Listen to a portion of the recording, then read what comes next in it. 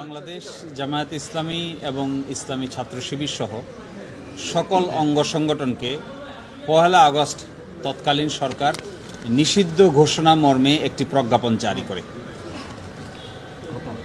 তারপরে নতুন সরকার ক্ষমতায় আসার পর জামায়াত ইসলামী সেক্রেটারি জেনারেলের স্বাক্ষরিত একটি দরখাস্ত দায়ের করে পুনর্বিবেচনার জন্য।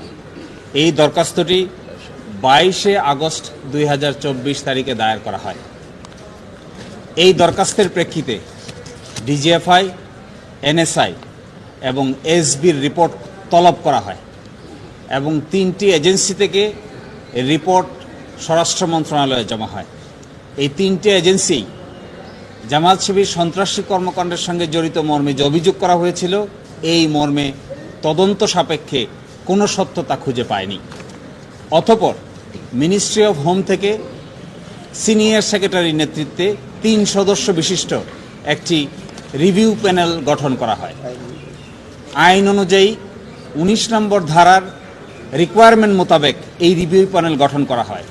এই রিভিউ প্যানেলে বিষয়টি পুঙ্খানুপুঙ্খভাবে আলোচনা হয় এবং তারাও অতীতের এই অভিযোগের সমর্থনে কোনো তথ্য প্রমাণ খুঁজে পাননি। এরই প্রেক্ষিতে এই বিষয়টি মাননীয় স্বরাষ্ট্র উপদেষ্টার কাছে উপস্থাপন করা হয়। ওনার সই স্বাক্ষরের পরে মাননীয় প্রধান উপদেষ্টা, তার সই স্বাক্ষরের পরে মাননীয় আইন উপদেষ্টার সকল প্রক্রিয়া সম্পন্ন হয়ে এই বিষয়টি সিদ্ধান্ত গৃহীত হয় যে অতীতে যে প্রজ্ঞাপনটি জারি করা হয়েছিল, এই প্রজ্ঞাপনটিকে বাতিল ঘোষণা করা হয়। কিছুক্ষণের মধ্যেই, অল্প সময়ের মধ্যেই আপনারা এই সিদ্ধান্তের গেজেট আপনাদের দেখতে পাবেন, ওয়েবসাইটেও দেখতে পাবেন, আপনাদের কাছেও সেটা অ্যাভেলেবল হবে। এবং এই প্রক্রিয়া করতেই আমি বলেছিলাম যে গতকালকেই করার কথা ছিল, যেহেতু প্রক্রিয়াটা একটু লম্বা, আইন মোতাবেক আইনের প্রত্যেকটি ধারা উপধারা ফলো করে এই কাজ করা হয়েছে। আমরাও চেয়েছি আইনের কোনো ব্যত্যয় যেন না হয়, আইন মানতে যেন কারো কোনো আপত্তি না থাকে এবং আইনের ক্ষেত্রে যেন কেউ কখনো বলতে না পারে যে জামায়াত ইসলামী আইনের বাইরে কাজ করেছে। এই জন্য প্রতিটা পদক্ষেপ সূক্ষ্মভাবে সম্পন্ন করতে গিয়ে কিছুটা সময় লেগেছে। এই জন্য গতকালকে প্রজ্ঞাপনটি না হয়ে আজকে অল্প সময়ের ভিতরেই এই প্রজ্ঞাপনটি পাবলিকলি প্রকাশ করা হবে।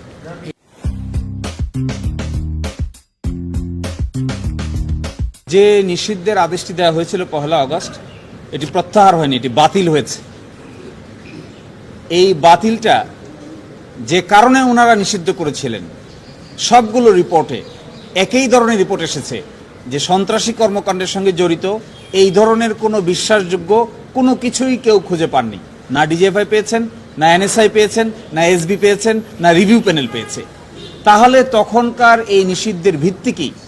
রিভিউ প্যানেলের এখানে মন্তব্য আছে যে ভিত্তিহীনভাবে তখন নিষিদ্ধ ঘোষণা করা হয়। আমরা যেটা আগেই বলেছিলাম যে আসলে এটি ছিল অসৎ উদ্দেশ্য প্রণোদিত, কোনো রকম আইনি প্রক্রিয়া ফলো না করে হুইমজিক্যালি, ইচ্ছাকৃতভাবে যখন তখন যা মনে হয়েছে তখনই তাই করা হয়েছিল।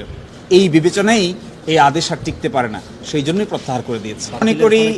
আমি তো মনে করি আপনি যখন কাউকে জুলুম করবেন, এই জুলুমের মধ্য দিয়ে মানুষের হৃদয়ে তাদের অবস্থান আরো শক্তিশালী হয় জালিমের বিরুদ্ধে। সুতরাং আপনি কখনো জুলুম করাটা উচিত নয়। যাকেই জুলুম করবেন তার প্রতি মানুষের যে আবেগ, অনুভূতি এবং দুর্বলতা জালিমের প্রতি বেশি থাকে না। যিনি জুলুমের শিকার হন, মজলুমের প্রতি মানুষের আবেগ বেশি হয়। আমার বিবেচনায় জামায়াত ইসলামী এবং ছাত্র শিবিরের প্রতি যেহেতু মজলুম, তাদের প্রতি অনেকাংশেই সিম্পেথি বৃদ্ধি পেয়েছে। এর ফলে কি করতে পারবে? এই নিষেধাজ্ঞাটা বাতিল হওয়ার প্রক্রিয়ায় আমরা বাংলাদেশ জামায়াতে ইসলামীর সেক্রেটারি জেনারেল জনাব গোলাম পরোয়ারের স্বাক্ষরে একটি দরখাস্ত দায়ের করা হয় মাননীয় সচিব, স্বরাষ্ট্র মন্ত্রণালয় বরাবরে। এই দরখাস্ত পাওয়ার পরে তারা গোয়েন্দা রিপোর্ট কল করেন। এই গোয়েন্দা রিপোর্টের মধ্যে বাংলাদেশের প্রতিষ্ঠিত সবগুলো গোয়েন্দা রিপোর্টে সেপারেট রিপোর্ট কল করা হয়। প্রত্যেকেই সেপারেট রিপোর্ট দায়ের করেন। তারপরে একটি রিভিউ প্যানেল গঠন করা হয় হোম মিনিস্ট্রিতে সিনিয়র সচিবের নেতৃত্বে ৩ সদস্য বিশিষ্ট।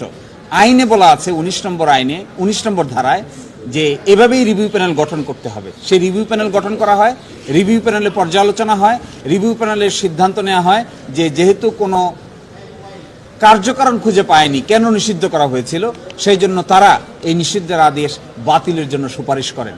এরই প্রেক্ষিতে মাননীয় স্বরাষ্ট্র উপদেষ্টা, মাননীয় প্রধান উপদেষ্টা এবং আইন উপদেষ্টার সকলের সম্মতিতে এই সিদ্ধান্ত গৃহীত হয় যে অতীতের এই যে নিষিদ্ধকরণ সার্কুলারটি ছিল এটিকে বাতিল বলে ঘোষণা করা হয়েছে। এজেন্সির রিপোর্টগুলো কনফিডেন্সিয়াল, তারপরেও কেউই যে অভিযোগ করা হয়েছে, কি অভিযোগে নিষিদ্ধ হয়েছে আপনারা তো জানেন। এই অভিযোগ করা হয়েছিল 1 আগস্ট যে জামায়াতে ইসলামী এবং ছাত্র শিবির এবং তার অঙ্গ সংগঠনের লোকেরা সন্ত্রাসী কর্মকাণ্ডের সঙ্গে জড়িত, এই জন্য তাদেরকে নিষিদ্ধ করা হয়েছে। আমরা গতকালকেই বলেছিলাম যে এই সন্ত্রাসী কর্মকাণ্ডের জড়িত এই মর্মে সাক্ষ্য প্রমাণ কোথায়? সবগুলো গোয়েন্দা এজেন্সি বলছেন, সবগুলো রিভিউ প্যানেলের পক্ষ থেকে বলা হয়েছে যে এই মর্মে অতীতের যে সিদ্ধান্ত নেওয়া হয়েছে তার সমর্থনে সন্ত্রাসী কর্মকাণ্ড করেছে বা করছে তার সমর্থনে কোনো তথ্য প্রমাণ তারা খুঁজে পাননি। ফলে এই সিদ্ধান্ত তারা নিয়েছেন, বাতিল করেছেন।